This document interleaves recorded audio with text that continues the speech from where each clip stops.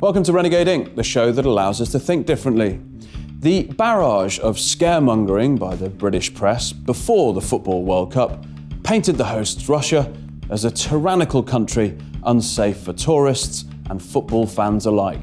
But the reality, well, it's been very different. Visitors have taken to social media to explain that they've found Russia and her people hospitable and friendly.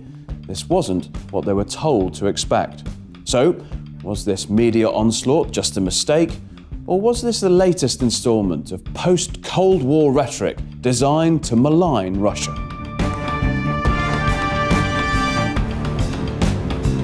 With relations between the West and Russia at an all-time low, where next for this relationship? Joining me to discuss why both sides are locked in this frozen conflict is the writer and broadcaster John Wight. John, welcome. Why are we here? Why do we have this rhetoric persistently given about Russia and the demonisation of it? And why are we at such a low ebb between both the West and Russia? It's really very simple. It's because of the refusal of the West and Western elites to let go of the old reality of hegemony and accept and recognise the new reality of multipolarity. And this has been driving this bent towards Russia because Russia dares to assert its right to have an independent foreign policy.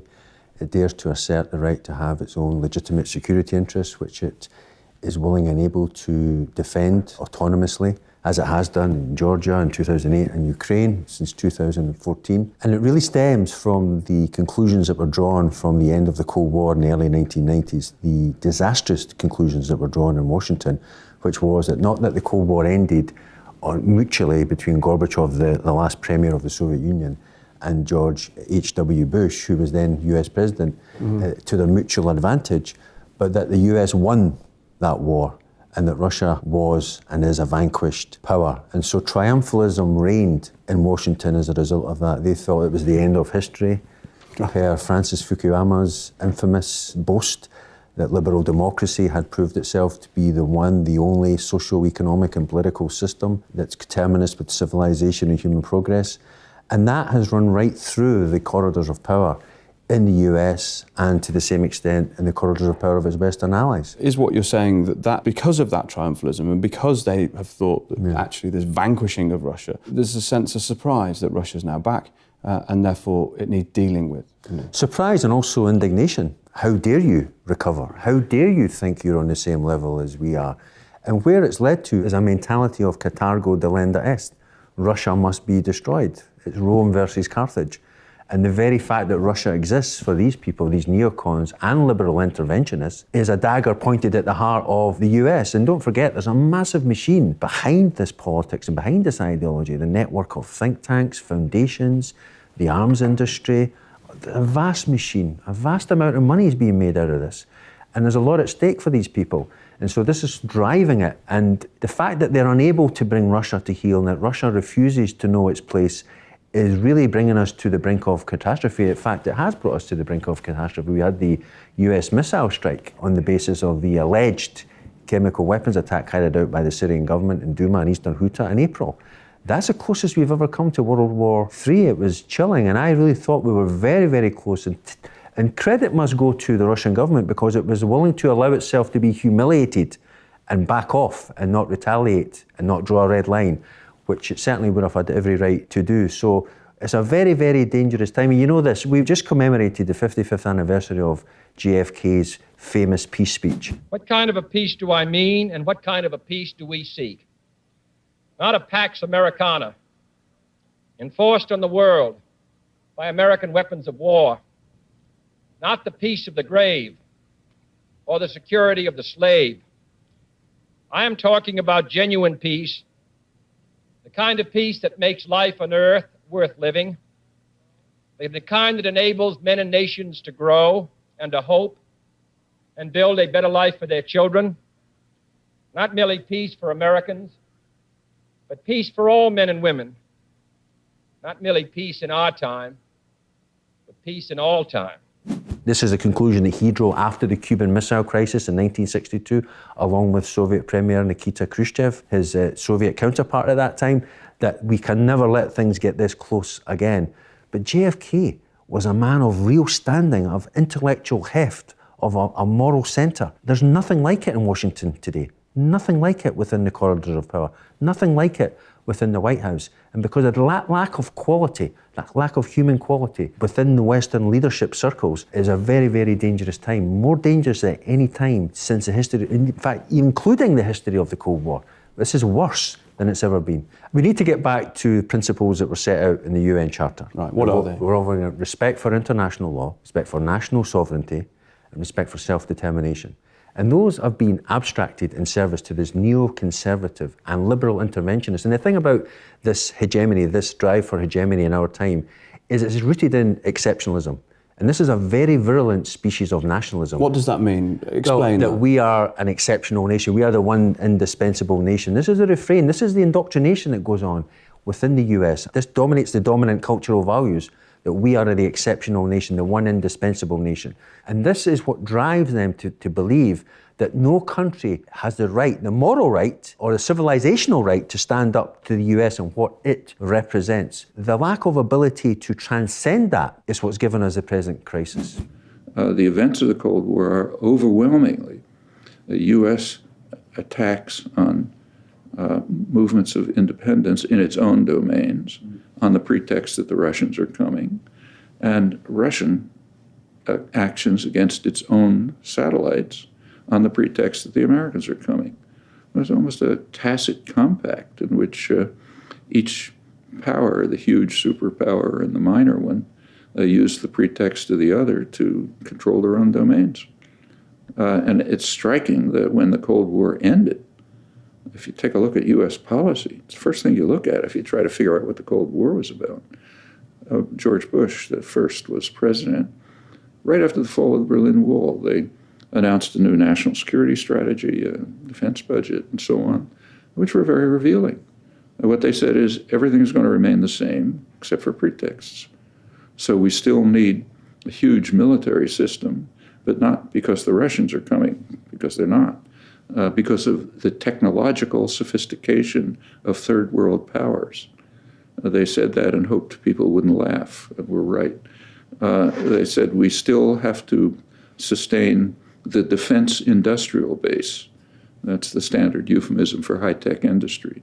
So we have to make sure that the rich can be supported by the nanny state. And crucially, they said we have to maintain intervention forces directed at the Middle East. And then comes a nice phrase, where the serious threats to our interests could not be laid at the Kremlin's door. So in other words, sorry folks, we've been lying to you for 50 years, but now clouds have lifted. So we have to say, yeah, we have to prevent what's called radical nationalism, meaning independence. So nothing changed, except pretexts, and of course tactics are modified. And if you look closely, that's what you find.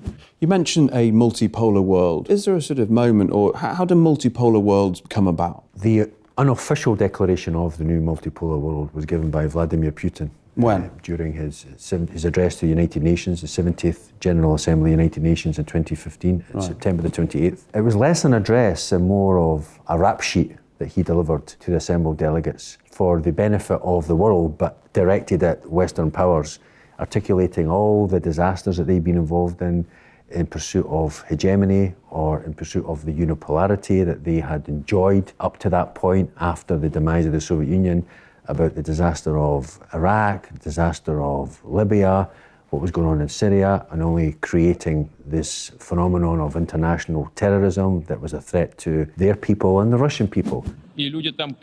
Problems have been piling up in this region for a long time. And the people there wanted changes, naturally. But how did it actually turn out? Rather than bringing about reforms, aggressive foreign interference has resulted in the destruction of national institutions and the lifestyle itself. Instead of democracy and progress, we have violence, poverty, and social disaster. But nobody cares a bit about human rights, including the right to life. I can't help asking those who've caused this situation, Do you realise now what you've done? We're living in not an anti-Western world, but a post-West world. We've transcended the unipolarity led by Washington. And that multipolarity is here to stay. It's here to stay. When you talk about post-Duma or pre-Duma, apparently Mr. Assad using chemicals on his own people, not once during any of the articles I read were the two words international law mentioned in the British press. Yeah. If we're going to take the UN seriously, why are we so short-sighted as not to refer back to those principles that they've set out? Well, it used to be said that we had an establishment with its own media. I think it's quite arguable now that we have an establishment media with its own political class, because in many ways they are setting the tone. If you consider after the Skripal poisoning, from the very moment that that crime took place, the right-wing press, the establishment press in the UK, the right-wing and liberal press was asserting blame at Russia's door. It was Russia. And then Theresa May was bounced, I think, to making that statement in the Parliament, given that she's mired in a Brexit crisis, that she cannot afford to look any weaker than she already is. Who bounced her? The media. Rupert Murdoch's press, the media, the Barclay brothers. They are running the show. They wield such a disproportionate and malign influence on our democracy and on our political class. And so this was the trajectory of that's the Skripal case and where we are now with that. That without any evidence, without any investigation, it was Russia. We have a very poisonous and toxic media when it comes to representing so-called Western values, which is really their values, the values that they're indoctrinated with and inculcated with at Eton and Harrow and Oxford, which I maintain are our madrasas. These institutions are hotbeds of extremism. Why? Explain that, because people will hear that and say, hang on, you can't compare a madrasa in Pakistan. Oh, yes, you can. It's actually worse, given the damage that we've done around the world compared to what's come out of those madrasas in Pakistan. These are the places where succeeding generations of the ruling class are inculcated with this right to rule, born to rule ethos, which has wrought so much damage around the world. Tony Blair went to Fettes, an elite school where he spent his formative educational years. In Edinburgh. This is where it starts, in Edinburgh. This is where it starts. I walk past it every single day. And I look at it and I think of all the crimes that have issued from that building. Same with Oxbridge. But I just clarify, because we need to be careful on this point of crimes. When you say these crimes that have come from these organisations, which crimes? Iraq, Afghanistan, going back to the 1980s, not post 9/11. Libya, what they've been doing in Syria, trying to undermine a secular government that represents a non-sectarian society in which minority communities can trace their existence back a millennium and more, on the side, on a de facto basis at least, perhaps even directly, of extremist head-chopping fanatics. There's no other way to describe them.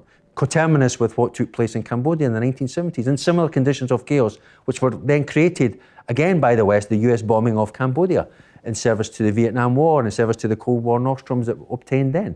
So there is a pattern that runs right through our history, certainly since the Second World War, of blundering around like an out-of-control juggernaut, not on the basis of international law, not on the basis of any moral principle. The only principle is domination and hegemony. 800 military bases in over 70 countries around the world. You think they're there to make the world safe for democracy? Well, only if you believe anything they tell you. They're there to make the world safe for the ability of Western global corporations to rampage around the planet with unfettered, exploiting the world's human and natural resources. And the economic roots of this are actually important, because neoliberalism is an economic model which is no respecter of borders, no respecter of sovereignty, no respecter of culture. It's a world market, and that market is being fashioned in the image of America. Are you saying that the neoliberal agenda ultimately stops at nothing to achieve its goals, and within that striving, there's criminal activity?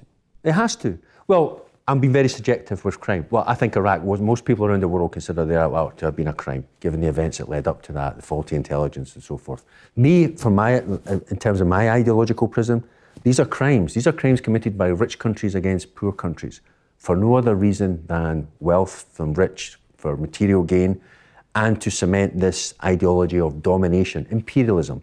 It's imperialism in red and tooth and claw. Of course, there's a massive amount of embroidery that goes to try and mystify the process, democracy and human rights and all these humanitarian intervention and right to protect, but it's imperialism. It was imperialism in the 19th century, and it's imperialism in the 21st century.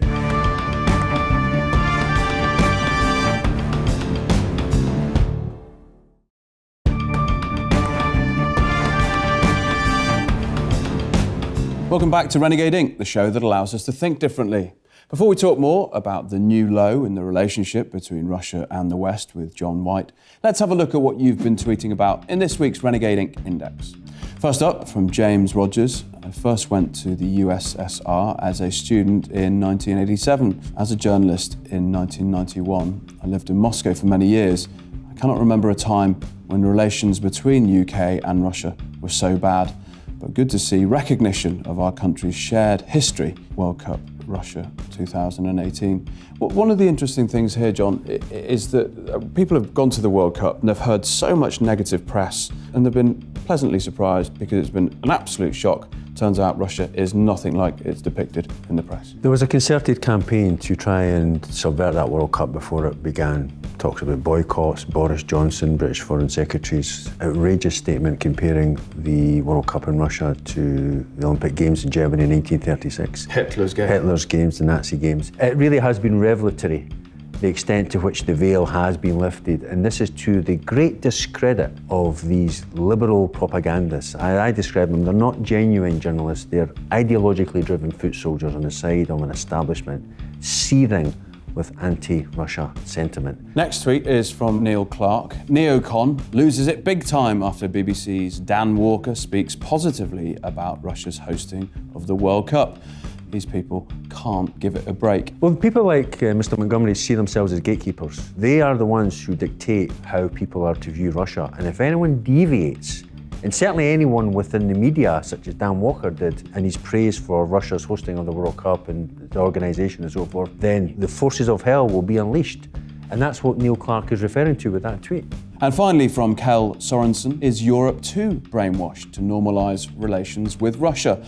Perhaps war would be less of a threat if Russia simply disengaged from the West and focused on integration with the East. Sooner or later, Europe would come courting. And that from Paul Craig Roberts. This gets to the heart of the matter because what we're talking about is the catastrophic handling of relations between the West and Russia after the demise of the Soviet Union and after that dark period of the 1990s where the Russian people were subjected to a free market experiment in human despair, for that is what it was. Russia experienced something that was many times worse than the Great Depression in that decade. People have to understand, in 1989, in what is now the Russian Federation, 2 million people were living in poverty. By 1999, or 1998, that figure had gone up to 70 million. That's a verifiable fact. The country was on the edge of an abyss, and that has fed Russia's understanding of the West's and its understanding of what a subaltern status would look like. It would forever be forced to pay the price,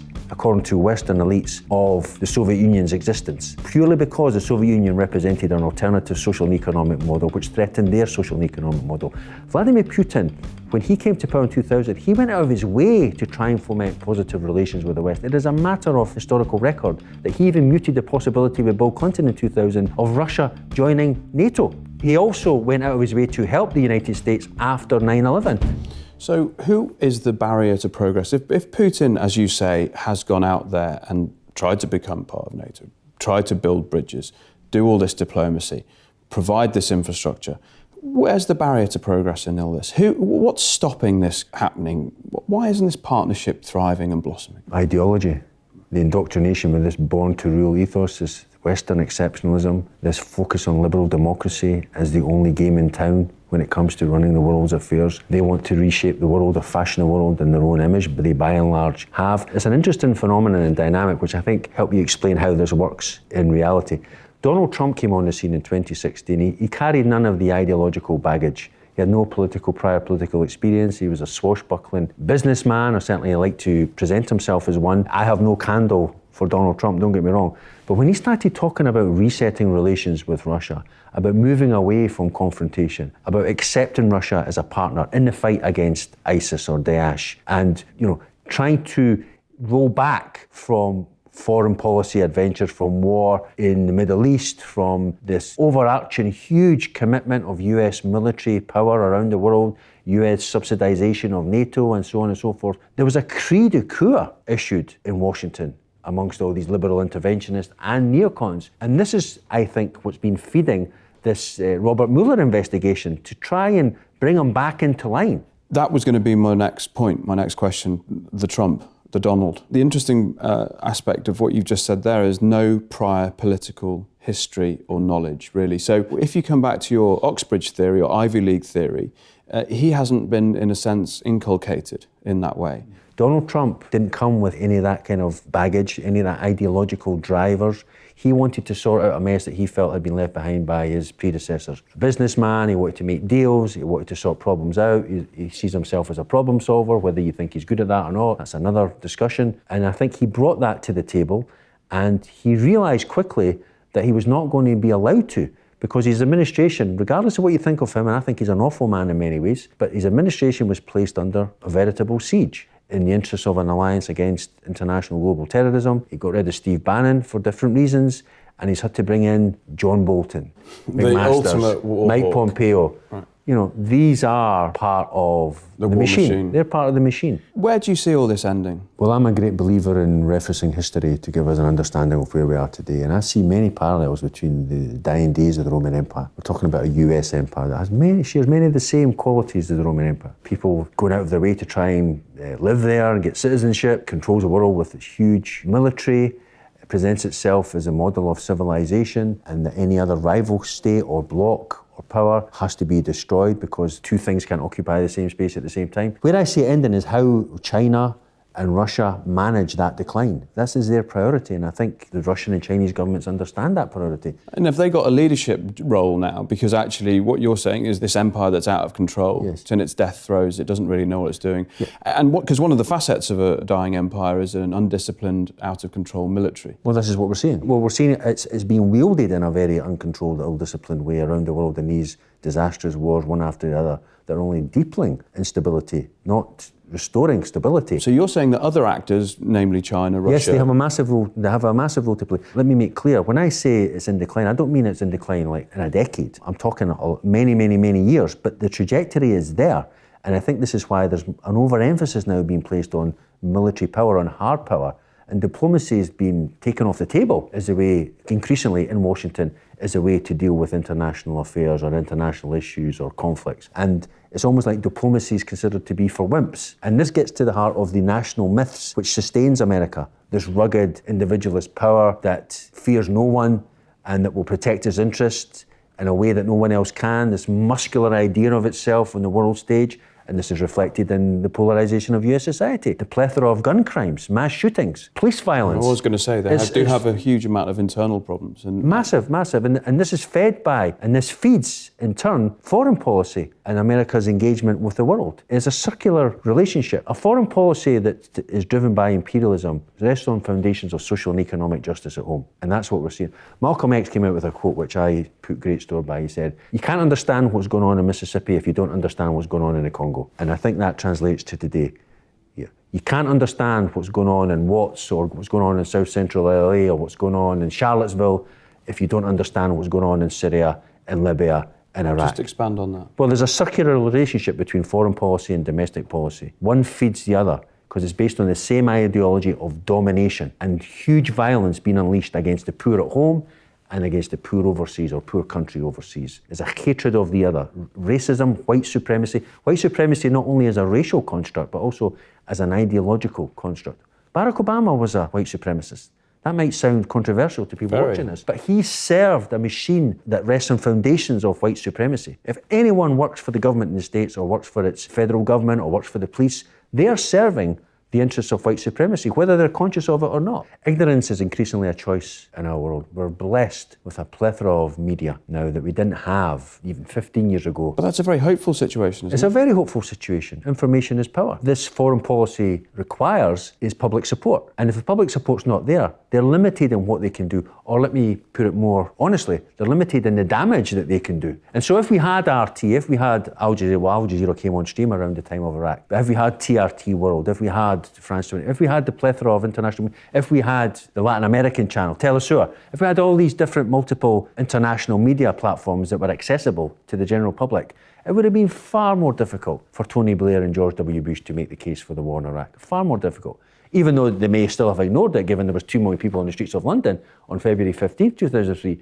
But certainly would have been much more difficult, I think, for them to make a convincing argument, because then they still control the news narrative by and large in a way that they do not now hence the demonisation of RT, hence the demonisation of Russian media, because they see Russian media as a threat on the level of ideas and news information to that narrative, which is required in order to try and shape public consensus about who our official enemies are. So, in an emerging multipolar world, the public, the people watching this, have got a duty of care. Graze not just on the domestic media, get your news sources from different places, and also, when you have that knowledge, hold your elected officials to account. Absolutely, that's how it works. We still do live in a democracy, albeit a very truncated one in my view, but that democracy gives us space to make those arguments and to make our voices heard and to change direction, and we should use that opportunity because all our futures and the future of our children really do depend on it. John Wight, thank you for your time.